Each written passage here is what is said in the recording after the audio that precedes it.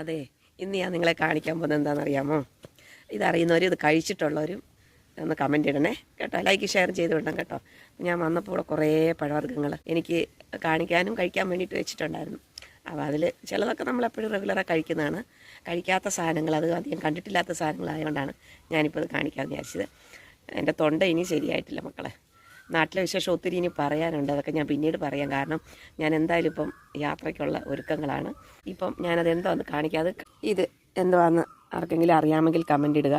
ഇതിൻ്റെ പേരും അറിയുന്നവർ കമൻ്റ് ഇടണം കേട്ടോ. ഇതും കുറേ എണ്ണം അവിടെ വെച്ചിട്ടുണ്ട്, പക്ഷേ ഞാനിപ്പോൾ ഒരെണ്ണം എടുത്തുകൊണ്ട് വന്ന് ചെയ്ത് വീഡിയോ എടുക്കാമെന്ന് വിചാരിച്ചിട്ട്.